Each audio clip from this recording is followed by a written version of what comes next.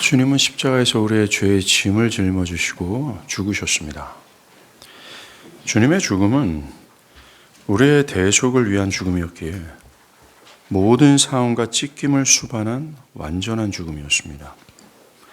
마귀는 그의 죽음에 미소를 지으며 자신들의 승리를 자축했습니다. 그러나 주님은 3일 만에 스스로의 능력으로 마귀와 죽음의 권세를 산산히 부수시고 다시 살아나셨습니다. 주님의 부활을 가로막을 수 있는 세력은 없었습니다. 주님의 부활을 제어할 수 있는 권능은 보이는 것과 보이지 않는 세상 그 어느 곳에도 없었습니다. 주님은 약속대로 주님의 놀라운 부활의 능력으로 다시 살아나셨습니다. 주님은 요한복음 2장 19절에서 자신을 예표하는 예루살렘 성전을 가리키며 너희가 이 성전을 헐라 내가 3일 만에 일으키리라 하셨습니다. 주님은 너희가 헐라 그러면 누군가가 그것을 일으킬 것이다 라고 하지 않았습니다. 결코 그렇게 하지 않았습니다. 주님은 내가 다시 일으킬 것이다 라고 하셨습니다. 주님 자신의 권능과 영광으로 그 일을 할 것이다 라고 말씀하셨습니다. 이 선언 속에는 그리스도는 하나님으로서 부활의 능력을 지니고 있다는 것을 내포하고 있습니다. 물론 주님이 이 땅에 오시기 전 죽음에서 부활한 사람들이 있습니다. 그러나 그들은 스스로 힘과 능력으로 살아난 것이 아닙니다. 오직 능력이 하나님에게서 선지자들에게 전이되어 살아났습니다. 그러나 오직 그리스도는 누군가에게 전이된 능력을 통해서가 아니라 스스로의 능력으로 다시 사셨습니다. 그런 부활의 능력을 지니신 하나님이십니다. 사르밧 과부의 아들은 엘리야가 다시 살렸고 수넴 여인의 아들은 엘리사가 살렸습니다. 두 사람 모두 다른 사람들이 살렸습니다. 또한 그들을 살린 선지자들도 그들이 가진 본연의 능력으로 살린 것이 아닙니다. 그런 권능과 영광은 그들에게 없었습니다. 단지 위에서 부으신 능력으로 그 일을 했습니다. 그것의 증거가 죽은 자를 살리신 선지자들은 다른 사람들을 다시 살리게 했지만 죽은 자신들을 살려내지는 못했습니다. 그러나 오직 그리스도 예수는 생애 동안 다른 사람들을 살리셨습니다. 뿐만 아니죠. 죽어 무덤 속에 누웠고 거기에다 돌이 무덤문을 가로막고 군인들이 지키며 어둠의 모든 권세들은 그를 죽음 가운데 붙잡아 두려고 하는 상황 속에서도 주님은 정복자로서 가장 용맹한 군사로서 스스로의 능력으로 모든 죽음의 권세를 부수시고 다시 사셨습니다. 그런 유다의 사자로서 우렁찬 포효와 함께 어둠의 세력을 산산히 부수시고 일어나셨습니다. 우리 주님은 이를 내게서 빼앗는 자가 있는 것이 아니라 내가 스스로 버리노라. 나는 버릴 권세도 있고 다시 얻을 권세도 있으니 이 계명은 내 아버지에게서 받았노라 하셨습니다. 주님은 생명을 스스로 내려놓을 수 있는 권세도 있고 그 생명을 다시 취할 수 있는 권세가 있으신 하나님이셨습니다. 이와 같이 우리가 믿고 따르는 주님은 부활의 능력을 지니신 생명의 주관자이십니다. 저와 여러분의 주님은 죽은 자를 다시 살리시는 부활의 능력을 가지신 하나님이십니다. 주님의 부활은 제2의 창조의 역사와 같습니다. 태초에 토와 보우의 상태, 즉 완전히 죽어서 어떤 씨앗을 심어도 자라날 수 없고 심는다 해도 그 생명이 존재할 수 없는 완전 황무의 지구가 빛이 있으라고 하는 하나님의 단마디 속에 생명의 풍성한 상태로 창조되었던 그 능력이 발휘된 사건이 부활입니다. 부활은 타락으로 인해 생명을 잃고 파괴된 인류들이에요. 도저히 살아날 수 없고 살아나기엔 불가능한 처지에 있던 인류들을 다시 살려낼 수 있는 권세가 주님께 있다라고 하는 확실한 증거의 역사였습니다. 죽음의 권세로 죽었던 인류가 죽음의 권세를 이기시는 주님으로 인해 새롭게 창조될 수 있다. 그 부활의 능력이 주님께 있다라는 사실을 증명한 역사였습니다. 주님의 부활은 분명은 죽은 육체가 살아나는 역사였습니다. 그리고 주 안에 있는 모든 신자들도 마지막 날 주님처럼 육체로 부활할 것이 확실합니다. 그런데 오늘 저는 이 부활의 능력이 현 시점에서도 여전히 역사하고 있다는 점을 말씀드리고자 합니다. 신자들이 주님처럼 죽음 가운데서 육체적으로 부활하기도 있기도 전에 여전히 이 부활의 능력이 현 시점에서 주님의 교회와 모든 신자들의 삶에서도 역사할 수 있다는 점을 말씀드리고자 한다는 겁니다. 제가 이렇게 말씀드리고자 하는 근거는 바울이 에베소 1장 19절부터 믿는 자들에게 베푸신 지극히 크신 능력이 그리스도를 죽은 자 가운데서 다시 살리신 능력이라고 하였기 때문입니다. 이 부활의 능력이 모든 신자들 안에 역사하셔서 허물과 죄로 죽은 그들이 하나님에 대하여 살아나 그리스도를 믿고 따르게 되었다라고 말합니다. 즉 우리가 신자가 된 것이 이 부활의 능력 때문이라고 말합니다. 부활의 능력이 우리를 신자로 만들었다라고 말합니다. 사도 바울은 그 누구도 예외 없이 모든 신자는 이 부활의 능력으로 다시 살아났다라고 말하고 있다는 겁니다. 여전히 하나님은 이 부활의 능력을 통하여 지금도 많은 사람들, 허물과 죄로 죽은 사람들을 신자로 만들어주고 있습니다. 여전히 이 부활의 능력은 현 시점에서도 역사하고 있다는 거죠. 뿐만 아닙니다. 영적으로 죽어서 더 이상 소망이 없었던 역사적 교회가 일순간에 소생함을 얻어 힘있는 상태가 되어지는 이 부흥의 역사 또한 이 부활의 능력으로 되어졌습니다. 역사 속에 살았던 믿음의 선진들의 삶에서 이 부활의 능력은 그들의 내면과 실제적인 삶을 지탱해 줄 수 있는 능력이요, 변화를 주었습니다. 음침한 사망의 골짜기에서 씨름했던 그들의 영혼들을 어루만졌던 것이 이 부활의 능력이에요. 죽은 시체가 시커멓고 꽉 막힌 죽음의 무덤 가운데서 있을 그와 같은 삶의 여러 가지 고통으로 인해서 절대로 빛이 없고 꽉 막혀 답답하여 안절부절하지 못했던 믿음의 선진들에게 용기와 빛을 줬던 것이 바로 이 부활의 능력이었습니다. 이 부활의 능력은 현 시점에서도 모든 개인과 모든 주님의 교회 안에 역사하고 있다는 거예요. 제가 이것을 말씀드리는 이유가 뭔지 아십니까? 이 부활의 능력을 오늘 이 부활절날 여러분들에게 말씀드리는 이유가 뭔지 아십니까? 우리의 현실 때문입니다. 모든 것이 미쳐 있어요. 사람들은 극도의 자기중심성에 완전히 매몰되어 있습니다. 다 자기가 중심이고 자기 생각에 오르며 논리적인 설명이나 이성적인 추론 자체가 통하지 않습니다. 무엇이 옳은지 그른지에 대한 기준은 오직 자기 자신뿐입니다. 그래서 기독교의 이 생명의 복음을 논리적으로 설명한다 해도 그것이 그냥 싫습니다 라며 자기의 감정에 따라 자기 좋은 대로 살아갈 뿐입니다. 교회의 여러 겉면과 교회의 훈계는 통하지 않고 그저 자기 생각과 감정에 따라 살아갈 뿐입니다. 다들 제정신이 아닙니다. 직장 일로 인해 쉼이 없습니다. 스트레스가 쌓이고 마음이 상할 대로 상해 있습니다. 그럼에도 불구하고 더 많은 돈과 높은 위치를 차지하고자 자신의 영혼을 갈아 넣으며 더 높은 곳을 바라보며 그저 보이는 세상을 위해서 살아갈 뿐입니다. 혼돈이죠. 사회의 모습과 돌아가는 모든 것이 하나님의 모든 창조의 질서를 파괴하는 것을 즐거워하는 흐름으로 가고 있다는 거예요. 교회마저도 진리와 일치하지 않는 세속의 풍랑에 엄습을 당하고 있습니다. 교회 안에 있는 사람들은 무기력에 빠져 있습니다. 신앙은 그저 모양에 있을 뿐 경건의 능력을 부인하고 있습니다. 소망이 없어 보입니다. 우리의 개인의 삶과 세대를 볼 때 여기를 보고 저기를 봐도 과연 그리스도의 복음은 가능성이 있을까? 과연 옛 교회처럼 교회가 그렇게 되어줄 수 있으며 그 복음의 능력이 과연 현 시대에도 믿음의 선진들처럼 경험적으로 역사될 수 있을까? 회의적인 질문이 나옵니다. 절망이죠. 그뿐이겠습니까? 우리의 삶은 고통입니다. 탄식이죠. 심신이 지쳐있고 주의 능력으로 다시 살아내야 될 만큼 죽어있는 느낌입니다. 손을 쓸 수가 없어요. 여러분들 이러한 때 뭐가 필요하겠어요? 저는 우리 개인뿐만 아니라 이 세대 전체가 필요한 것이 이 부활의 능력이라고 확신합니다. 저와 여러분에게, 그리고 이 사회를 향한 죽음의 권세를 이기신 유다의 사자의 포효가 필요합니다.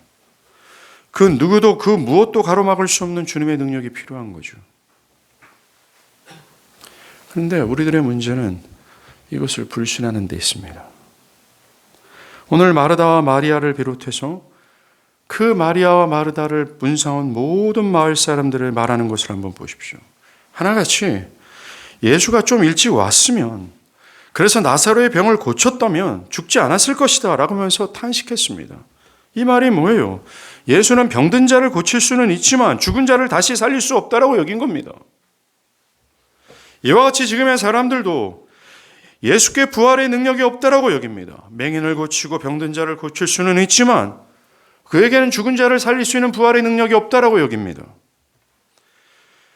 주님 자신은 부활하셨고 또 마지막 날 우리도 그와 같이 부활할 것이라고 매우 사변적으로 믿었을 뿐, 또는 지금도 믿을 뿐, 그 부활의 능력이 현재의 교회와 나의 영혼과 나의 삶에 그러한 능력으로 발휘될 것이라고 생각하지 않습니다. 주님의 힘의 한계를 스스로가 결정해 버렸습니다. 주님의 능력의 한계와 주님의 권능의 한계를 스스로가 결정해 버렸습니다.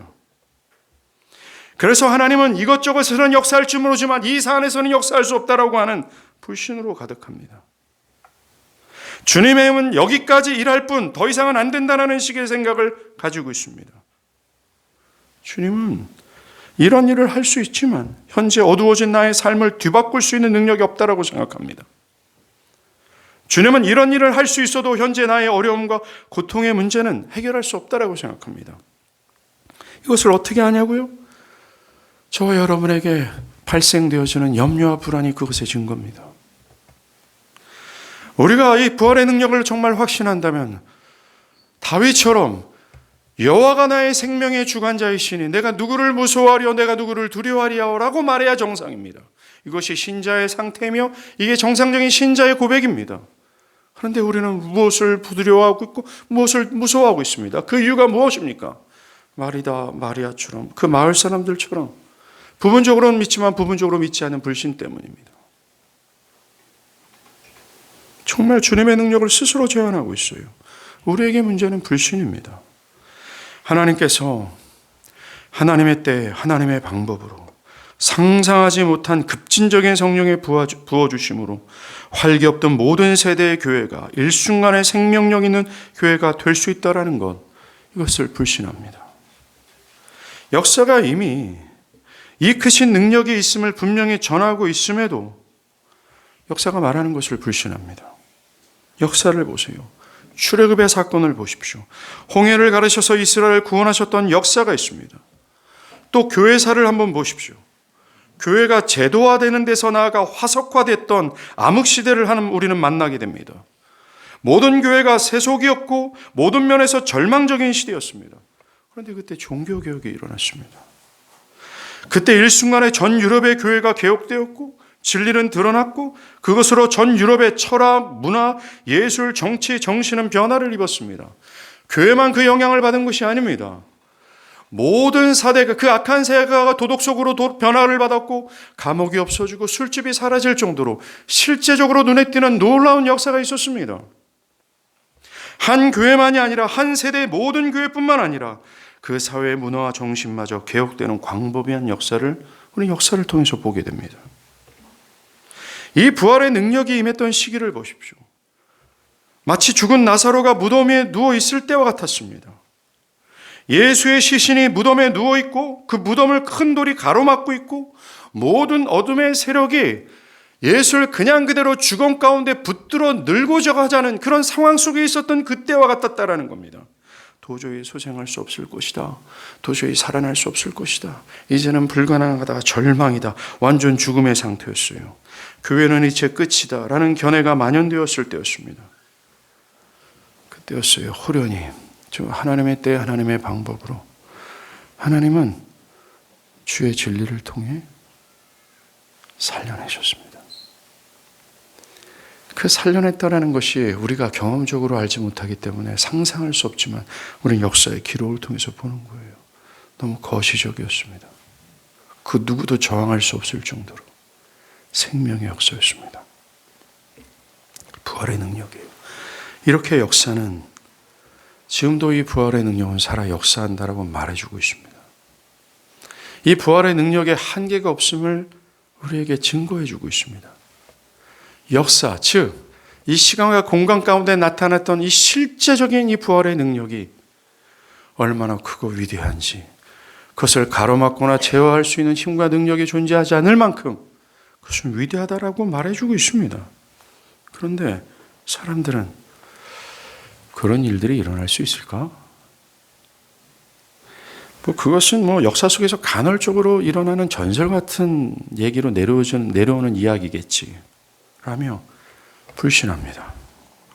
그런 일들은 위대한 사건일 뿐 나의 삶에는 그런 능력은 없을 거야. 그것은 그때의 일이라 해도 나의 삶에는 그런 능력이 나의 삶에 영향을 끼치지 못할 거야 라며 불신합니다. 우리의 불신을 우리의 삶에서 찾는다고 한다면 우리의 방 안에도 있으며 우리의 생각에도 있으며 우리의 부엌에도 있으며 우리의 직장에도 있으며 우리의 책상 앞에서도 있으며 우리가 관계하는 모든 사람들에게 그 불신은 다 있어요. 그 불신의 요소는 너무너무나 많이 은닉되어 있습니다. 우리에게 눈에 보이는 불신도 있고 보이지 않는 불신도 있습니다. 성경 전체는 이 부활의 능력, 그 어떤 것도 제어할 수 없는 그 전능하신 크고 위대하신 하나님의 영광을 뿜어져 내리고 있지만, 이것을 계시하고자 이 성경이 기록되고 있지만 사람들이 그것을 안 믿습니다.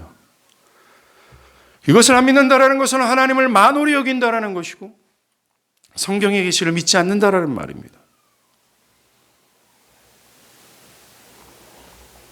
이와 같이 불신이 부활의 능력이 나의 삶과 현재의 교회에 역사되는 것을 가로막고 있는 가장 큰 장애물입니다. 위대한 사도 바울은 모든 교회를 향해서 이렇게 말했어요. 에베소 1장 19절에 그의 힘의 위력으로 역사함을 따라 믿는 우리에게 베푸신 능력의 지극히 크심이 어떠한가를 너희가 알기를 내가 구하노라. 지금 믿는 자들이 믿게 된 하나님의 타고난 능력이 어떻게 크고 위대한지를 너희가 알기를 바랍니다. 너희가 알기를 내가 기도하노라 라고 했지만 사람들은 이 놀라운 능력을 의심하고 제한합니다. 불신이죠. 또 로마서 1장 16절에 내가 복음을 부끄러워하지 않으니 이 복음은 모든 믿는 자에게 구원을 주시는 하나님의 능력이라고 했어요. 모든 믿는 자, 그가 어떤 상태에 있든 그가 어떤 성장 과정을 겪었든 그가 어떤 성품이든 현재 그가 어떤 환경에 처해 있든 상관없이 그의 나이가 어떻든 그의 학문의 배경과 상관없이 그를 죽음에서 살려낼 수 있는 능력을 어필함에도 불구하고 굉장히 초월적이죠. 슈퍼내추럴 파워 아닙니까? 엄습이란 단어는 사실 하나님의 능력, 이 부활의 능력에 표현될 만한 단어예요. 엄습이라는. 엄습할 만한 힘 아닙니까? 근데 사람들은 이 능력의 크심을 확신하지 못합니다. 또 큰 위기와 고통 중에 있음에도 불구하고 괴로움 가운데 있음에도 불구하고 다윗처럼 여호와는 나의 생명의 능력이시니 라고 하면서 하나님을 구하지 않을 만큼 하나님을 불신하고 있습니다. 이 불신은 부활케 하실 나사로의 무덤의 문을 가로막고 있는 큰 돌과 같아요. 38절에서 무덤이 굴이라 돌로 막혔거늘. 나사로의 무덤을 한번 생각해 보세요. 그 안에 주께서 살아나는 자가 죽음 가운데 누워 있습니다. 죽음의 권세에 사로잡혀 있어요. 또한 그가 나올 수 없도록 큰 돌로 그를 봉인하고 있습니다. 현대 교회의 모습 아닙니까? 불신이라는 거대한 돌로 하나님의 크심을 보지 못하도록 다 막혀져 있어요. 우리는 사실 생각보다 불신이 큽니다.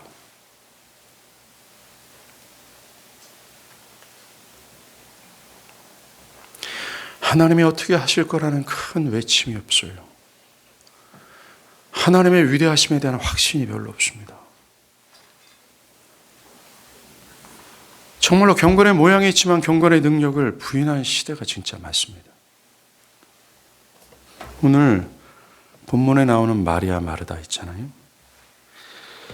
마르다 마리아가 정확히 불신하고 있는 교회를 대변해 준다라고 생각합니다. 마르다는 베다니에 오신 예수님을 달려가 맞이합니다. 그리고 이렇게 말해요. 주께서 여기 계셨다면 내 오라비가 죽지 않았겠습니다. 그러나 나는 이제라도 주께서 무엇이든지 하나님께 구하는 것을 하나님이 주실 줄 아나이다 라고 고백을 해요. 많은 사람들이 이 마르다의 고백을 큰 믿음의 고백이라고 여겼습니다. 그녀가 예수께서 자신의 오빠를 죽은 자 가운데서 다시 살려주시리라고 하나님께 구하면 오빠가 살아날 것이라는 고백처럼 해석을 했다라는 거죠. 그런데 본문을 쭉 읽다 보면 그게 아니라는 걸 알 수가 있어요. 39절에 예수께서 이제 나사로를 살리고자 무덤 앞에 섰습니다. 야, 이 돌을 치우라 하니까 마르다가 큰 소리로 얘기합니다. 아유, 그러지 마세요. 지금 열면 시체가 썩어내 진동입니다. 이게 무슨 일을 하려고 하십니까? 이 기록이요, 그러한 해석과 정면으로 충돌하지 않습니까? 사실 마르다에게 그런 기대와 믿음은 없었습니다. 그녀는 예수께서 병은 고치지만 죽은 자를 다시 살려내신 날 거라는 이런 믿음이 없었어요. 불신이었습니다. 마르다는 예수가 병든 나사로를 죽게 않게 고칠 거라는 믿음을 갖고 있음에도 거기만 있었다는, 거기까지라는 겁니다. 그녀는 더 이상 기대하지 못했습니다. 그녀의 문제는 예수의 능력을 제한했다는 거예요. 마리아도 마찬가지입니다. 여러분들, 마리아가 이상하죠. 어떤 본문에서는 마르다가 더 적극적이었거든요. 이때는 마르다가 먼저 예수님께 갔어요. 마리아는 사람들이 야, 네가 그렇도록 찾도록 예수님이 지금 마을에 오셨다 하니까 마리아가 어떻게 합니까? 그냥 앉아 있어요. 마리아가 이 큰 슬픔 때문에 주님의 능력을 스스로 제한한 것으로 인해, 그리스도를 불신하는 것으로 인해 마음이 삐져 있는 겁니다. 주님이 왔어요? 내가 그 전에 그렇게 와달라고 했는데 때가 지났잖아요. 내가 그때 와달라고 할 때 왔어야 되잖아요. 지금 때가 늦었어요. 주님께 마음이 상했습니다. 그 모든 근저가 뭡니까? 그리스도에 대한 불신 아니에요?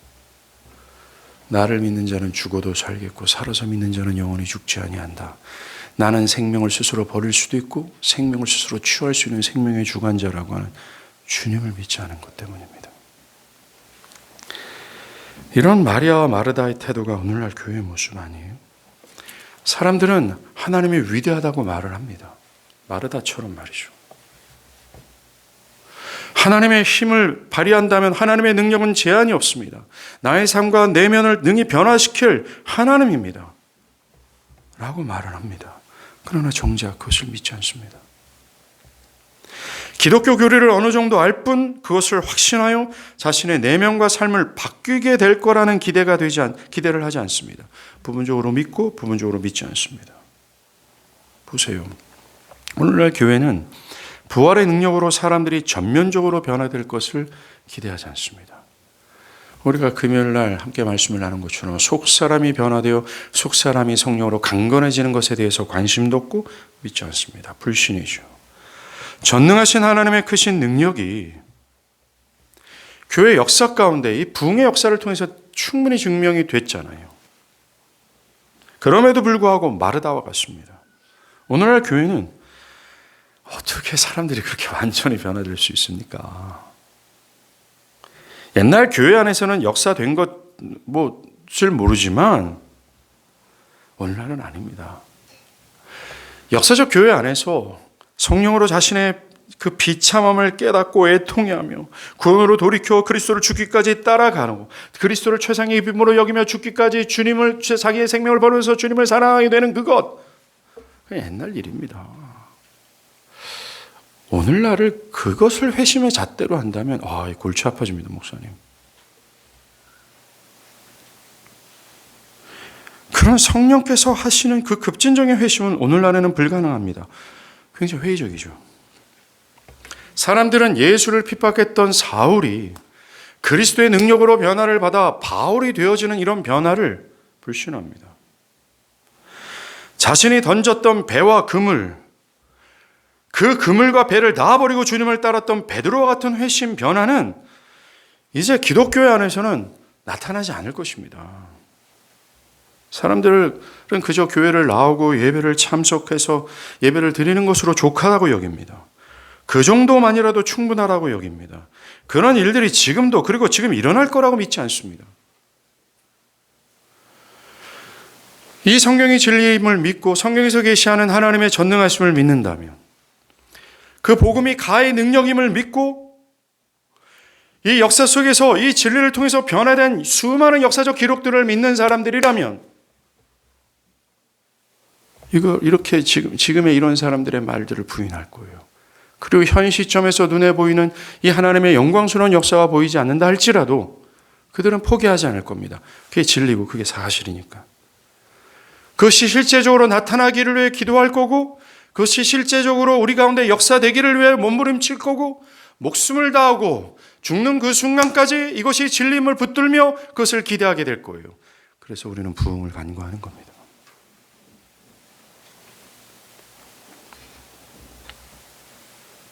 어떤 사람들은 하나님은 가능합니다 라는 상투적인 종교적인 말만 늘어놓을 뿐입니다.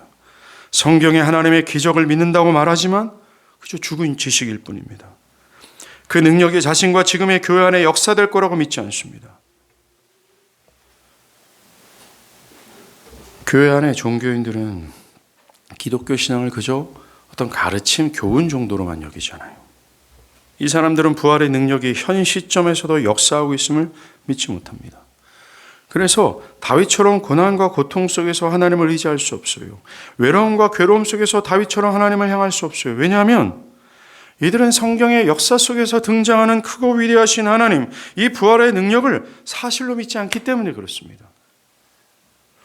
이들은 그 부활의 능력이 자신의 현실 속에서 역사할 거라고는 기대 자체가 없어요. 마리아 마르다처럼 하나님은 그렇게 할 수 있습니다 라고 말만 할 뿐입니다. 자신들을 매우 이성적이고 또 과학적이라고 생각하는 사람들이 있어요. 이들은 그 역사적 사실을 믿지 못하고 그 역사적 사실이 말하는 신학적 가르침, 교리 정도만을 믿고 따름으로 신앙이 매우 사변적입니다. 이들은 과학적으로 부활의 능력이 설명이 가능합니까? 말도 안 되는 얘기입니다. 아마도 성경은 그 이야기를 통해서 우리에게 어떤 교훈을 하고자 합니다. 그러니 그 교훈만 깨달으면 됩니다 라는 식입니다. 기독교의 그 능력을 그저 가르침 정도로 전락하는 거예요. 이들은 매우 말라비 들어져 있어요. 사변적입니다. 신앙이 모호하죠. 실체하지 않습니다. 또 하나의 부류의 종교인이 있어요. 제가 이것을 언급한 적이 있습니다. 이들은 역사적 사실이 말하고자 하고 의미하는 바에 대해서 생각지 않고 역사적 사실, 즉 베푸신 능력에만 치우치는 사람들입니다.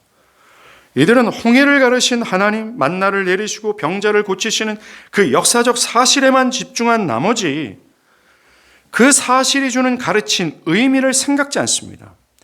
성경은 그 많은 기적들을 하나님이 왜 베푸셨는지, 그것을 통해서 우리에게 무엇을 말씀하고자 하시는지에 대한 중요성을 강조했어요. 그런데 이것을 알지 못합니다. 그게 뭡니까? 하나님의 크고 위대하심을 드러나요? 하나님만을 존중히 여기고 하나님을 그 무엇보다 기뻐하며 하나님을 경외하며 그 뜻에 순종하기 위하여 이 무한한 기적과 하나님의 능력을 설명했어요. 그런데 이들은 이것이 중요하지 않아요. 그저 이들은 역사적 사실에만 집중한 그 역사적 사실에서 베푸신 부활의 능력만을 구할 뿐입니다. 그 기적으로 자신의 삶이 일어나기만을 바라는 거예요.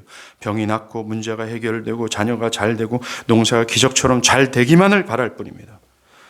이 사람들이 요한복음 6장에서 오병이어 기적을 맛보고 주님을 따르려 했던 사람들하고 똑같아요. 그저 하나님을 이용해서 자기의 유익만 바랄 뿐입니다. 이들을 가만히 보면요, 이들은 지금 하나님의 영광이 훼손되어 있는 지금의 세대에 대한 아픔이 없어요.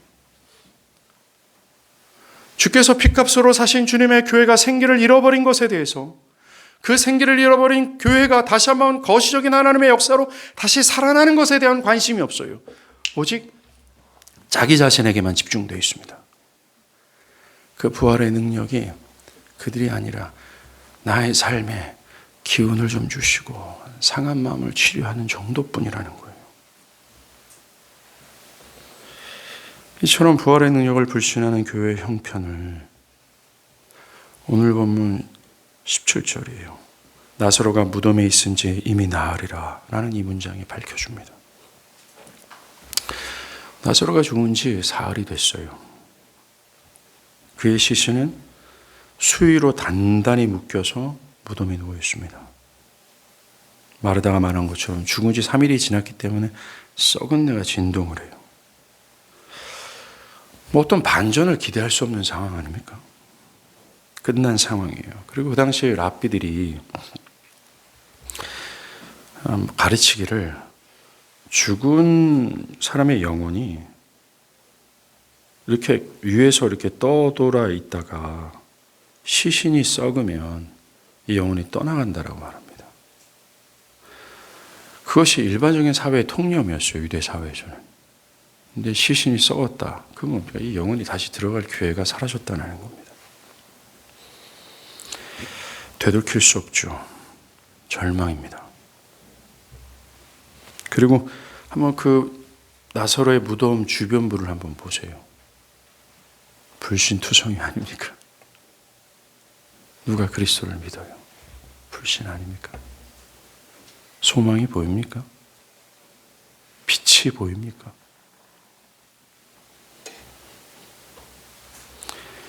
현재 이 모습이 지금의 우리 교회와 현 시대의 교회와 나 개인을 말해주고 있는 것 같지 않습니까?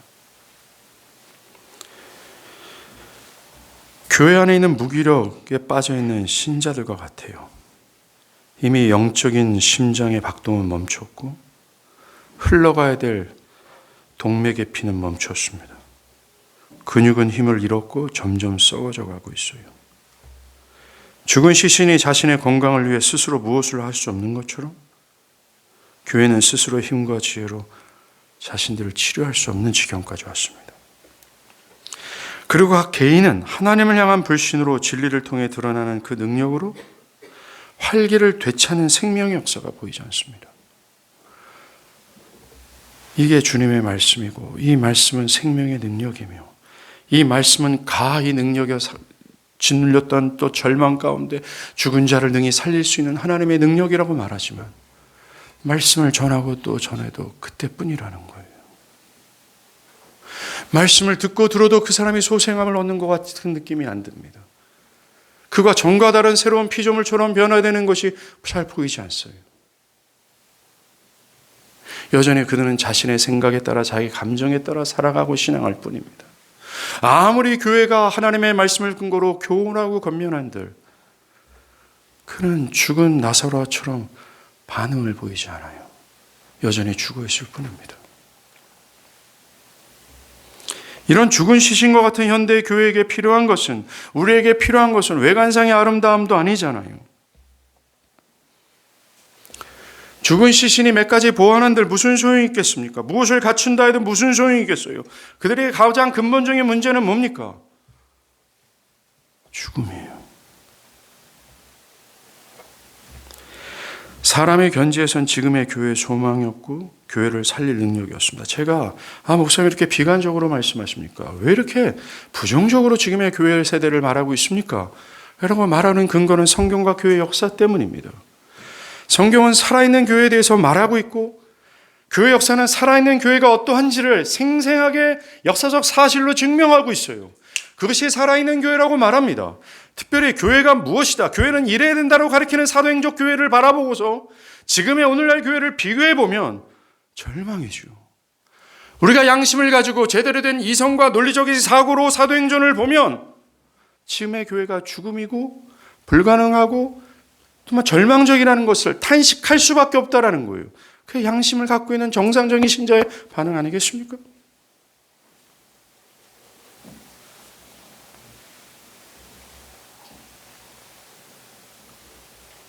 오늘 본문에 불신이 가득해요.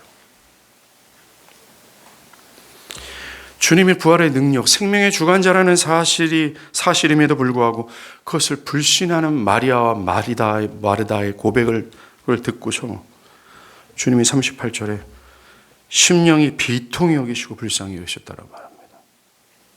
또 이것은 딴 게 아니라 심령이 분노하셨다라고 말하는 거예요.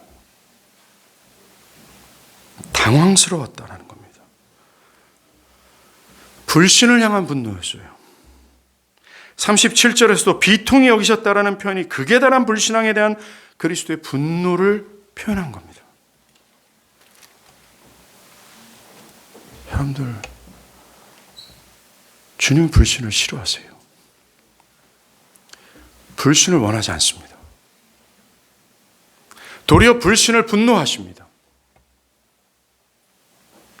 그 부활의 능력의 크기와 깊이와 너비를 깨닫는 것, 그것이 그리스도께서 원하시는 것일 뿐만 아니라 그것을 확신하는 것.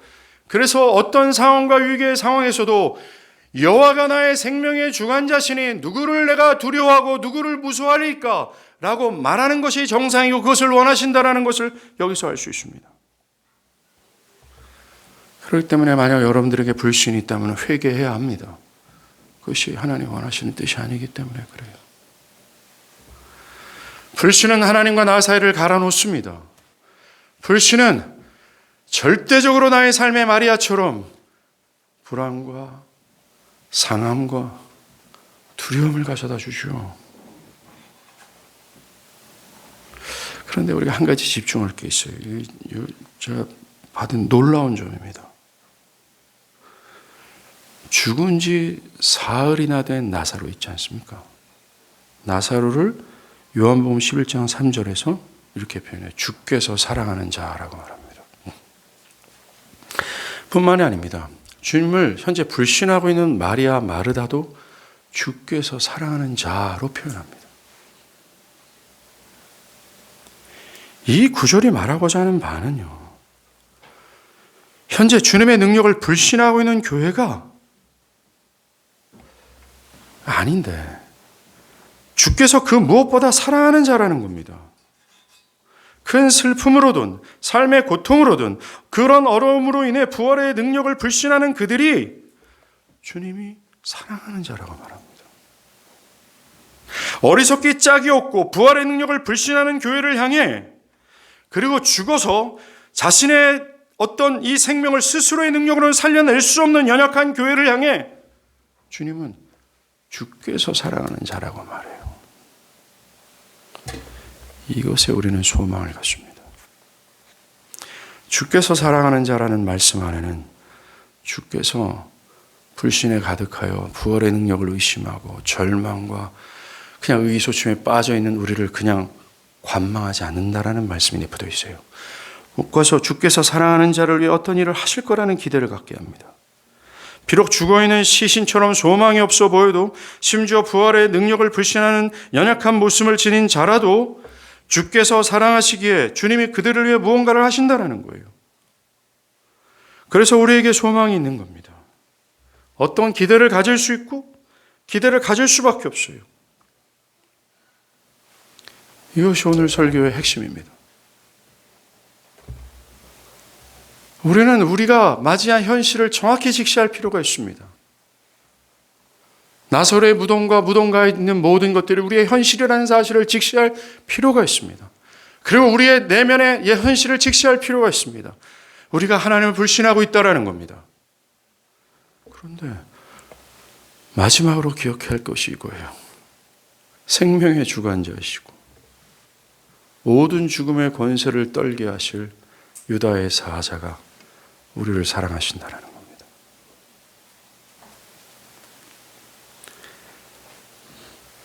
죽음과 불신이 가로막힌 곳에서 그 누구도 기대하지 않았고 있을 때에 부활이요 생명이신 주님이 등장하세요. 그리고 주께서 사랑하시는 이가 누워있는 무덤을 향해 마르다, 마리아처럼 불신하고 있는 그 사랑하는 자들을 위해 불신을 상징하는 돌을 굴리라 라고 하십니다. 그리고 주님은 하늘을 향해서 44절에 간구하세요. 항상 내 말을 들으시는 줄을 내가 알았나이다. 그러나 이 말을 하옵는 것은 둘러선 무리를 위함이니 곧 아버지께서 나를 보내신 것을 그들로 믿게 하려 합니다. 그렇습니다. 주님은 지금 그들을 믿게 하려 합니다 라고 하면서 어떤 일을 행하고자 해요. 그들이 누굽니까? 주님을 불신하는 자들이에요. 스스로의 능력으로는 살아날 수 없는 그 주께서 살아나는 자들입니다. 주님이 그들이라고 할 때 거기에 무리 속에 섞여 있는 바리새인과 사두개인들을 겨냥한 것이 아닙니다. 주께서 그들로 믿게 하려 합니다 라고 하는, 그들은 바로 부활의 능력을 불신하는 사람들이에요. 하나님이 아예 그렇게 할 수 있겠습니까? 부분적으로 믿고 부분적으로 불신하는 그들이에요. 마리아와 마르다 같이, 죽은 나사로와 같이 아무런 가능성이 없는, 스스로에게는 누구도 기대할 수 없는 그런 연약한 교회였습니다. 근데 주님이 그들을 위해 내가 무언가를 하겠습니다라고 하나님께 간구하고 있어요. 지금 주님이 하시려는 일이 바로 그들을 위한 일이라고 말합니다. 사랑하는 자들을 위한 일이라고 말해요. 뭐예요? 불신을 물리치고 주님 안에 부활의 능력이 있음을 나타내는 겁니다. 자신의 생명의 주관자라고, 자신의 생명의 능력, 생명을 스스로 버릴 수도 있으며 그런 생명을 스스로 취할 수 있는 권세자라는 사실을 그들로 믿게 하기 위하여 내가 이 일을 한다라고 말합니다. 이렇게 간구하신 주님은 곧바로 큰 소리로 무덤에 누워있는 나사로를 향해 나사로야 나와라 라고 말합니다.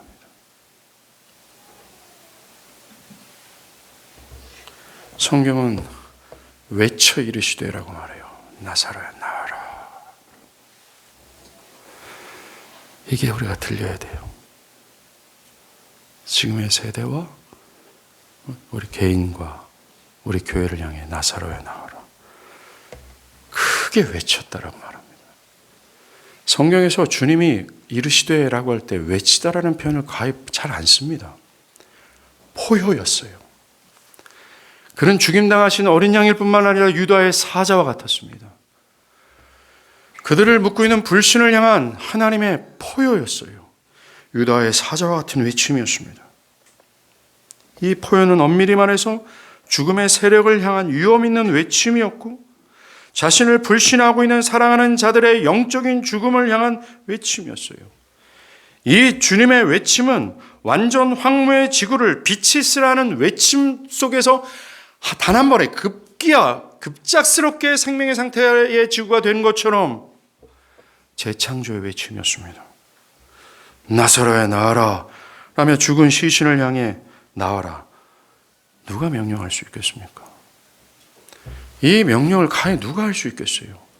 죽은 시신이 나와라 라고 하는 사람이 누가 있겠습니까? 생명의 주관자뿐이에요.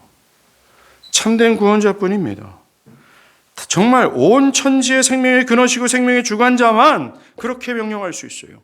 그가 누구임을 증명합니까? 그리스도 예수래요. 성경은 그것을 말하지 않지만 사건이 말해주잖아요. 이 역사의 교훈을 들으십시오. 이 역사가 말하잖아요. 이 시간과 공간 안에서 실제적으로 벌어진 이 역사가 말하지 않습니까? 예수가 생명의 주관자라고. 그가 그렇게 외치자 수위로 꽉꽉 묶어있는, 이제 썩은 애가 진동하는 나사로가 살아서 수위를 풀고 나오는 거예요. 다시 살아난 겁니다. 이게 부활의 능력이에요. 주님은 소망이 완전히 없는 그곳에 생명을 살렸습니다. 완전히 불가능하고 절망과 불신이 가득한 그곳에서 당신의 영광스러운 사역을 해내셨어요. 이 말이 뭡니까? 주님이 그 부활의 능력을 발휘할 때는 이 세상에 존재하는 그 어떤 것에 힘을 빌리지 않는다라는 겁니다. 부활의 능력을 발휘할 때는 상황과 처지에 별로 관계하지 않는다라는 겁니다. 그 모든 것을 거스를 수 있다라는 거예요. 불신, 어두움, 마음의 상함, 그 영혼의 상태가 어떤지 간에 그 어떤 것도 상관치 않다라고 말합니다. 가히 능력이죠. 주님은 비관적이고 불가능하며 다시 살아날 것이라는 어떤 확신이나 믿음도 없는 완전 죽음의 황무의 상태에서 생명을 탄생케 하셨어요. 죽음을 이기고 살리셨습니다. 이게 우리 주님이에요. 교회의 머리고 우리의 포도나무입니다. 여기에서 우리는 현재 죽은 교회가 살아날 수 있는 길을 볼 수가 있어요. 그것은 주의 말씀이고 생명의 주관자이신 그리스도께서 무언가를 해주는 겁니다. 외침이에요. 나사로야 나와라. 현재 절망과 걱정으로 사로잡혀 있는 나의 마음을 새롭게 할 수 있는 길이 이겁니다. 죽은 나의 영혼이 다시 살아나 어둠에서 나와 찬란한 빛을 볼 수 있는 길이 바로 이 능력이에요. 확실합니다. 우리가 이 능력 앞에서 우리 이런 소리를 하면 안 돼요. 목사님, 난 교회 다니지 얼마 안 됐어요. 나는 기독교를 잘 몰라요. 내 성격이 이래요. 내 성장 과정은 이래요. 지금 그거를 인정해 주고 있습니까? 이 역사적 사실이. 죽음과 죽음 무덤 사이에 질비하게 모든 것을 차단하고 가라막을 수 있는 모든 여건이 완비되어 있음에도 불구하고 그것을 거스르면서까지 뭔가 죽은 것을 살려내시는 그리스도의 역사 앞에 우리가 그것을 가히 말할 수 있겠냐라는 거예요. 못하잖아요. 정말 여기서 우리는 뚜렷한 걸 알 수 있습니다. 나와 지금의 교회의 유일한 답이 그리스도라는 거예요. 여러분들의 절망과 어두움과 의기소침과 마음의 상함과 여러분들을 끊임없이 괴롭히는 그 어떤 모든 어둠의 세력들을 이겨낼 수 있는 유일한 답이 그리스도라는 겁니다.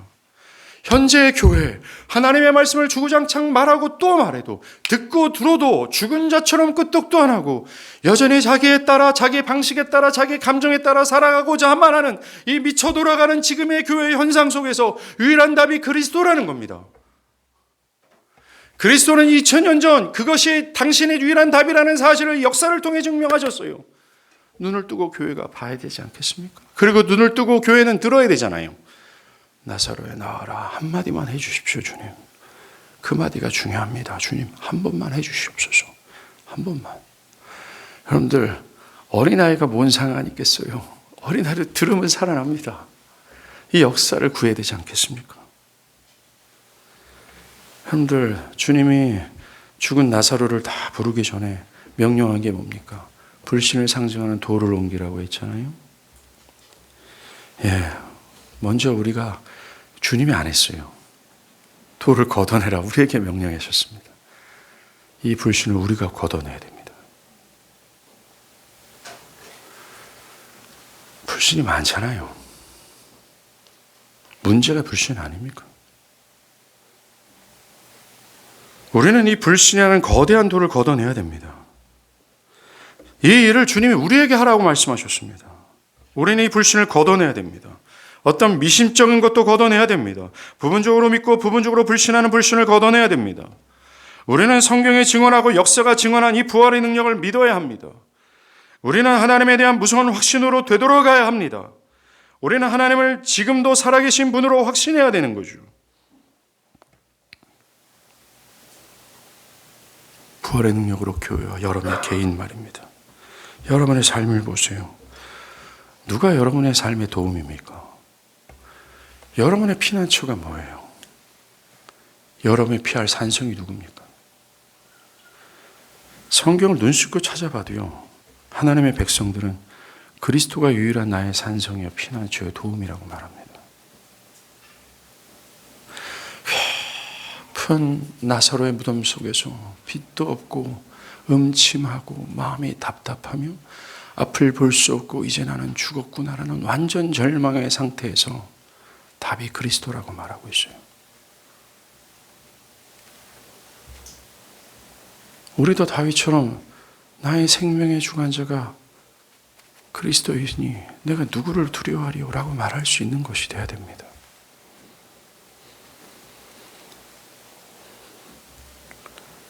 죽은 나사로처럼 누워있는 우리를 향해서 주님의 큰 소리가 필요하잖아요. 나사로야 나오라. 칠흑 같은 어둠 속에서 갈 길을 몰라 방황하고 있는 나에게 이 큰 소리가 필요하잖아요. 허물과제로 죽어서 하나님의 법을 즐거워하지 않고 있는 여러분의 영혼을 다시 부활케 할 주님의 큰 소리가 필요하잖아요. 유다의 사자의 포효가 사실 필요합니다. 여러분들 마리아가 안식구 첫날 주님의 시신에 향유를 바르고자 찾아갔어요. 그러다 보니 주님의 시신이 사라졌습니다. 주님의 시신이 사라진 것 때문에 억정이 무너지고 크게 슬퍼했다라고 요한복음 얘기하거든요. 그런데 주님이 이게 십자가에 달리기 죽기 전에 이미 제자들에게 내가 십자가에서 죽고 3일 만에 부활할 거다라고 얘기했거든요. 이 말씀을 기억하지도 않고 믿지도 않았거든 봅니다. 그녀도 믿지 않았어요. 부분적으로 믿고 부분적으로 불신했습니다. 부활을 믿지 않았던 마리아는 그래서 주님의 시신이 없어졌다는 것으로 세상 다 무너진 사람처럼 크게 슬퍼했어요. 만약에 믿었다면 이걸 기억했어요. 이걸 믿었다면 주님의 시신이 없어졌어요. 그러면 마리아의 반응은 슬픔입니까? 와씨, 이게 돼야 되지 않습니까? 기쁨과 희열이 돼야 되잖아요. 근데 불신이, 믿지 않음이 크게 슬퍼하게 했습니다. 그런데 이때도 마찬가지였어요. 불신 가운데 괴로워하는 이 마리아, 크게 슬퍼하는 마리아가 뒤에 누가 툭 건드려요. 주님이셨어요. 뭐라고 얘기합니까? 왜 슬퍼하느냐라고 말합니다. 왜 슬퍼하느냐? 주님은 지금도 마음이 괴로우실 것 같아요. 우리한테 왜 슬퍼하냐? 왜 믿지 못하느냐라. 부활의 능력을 믿읍시다. 기도하시겠습니다.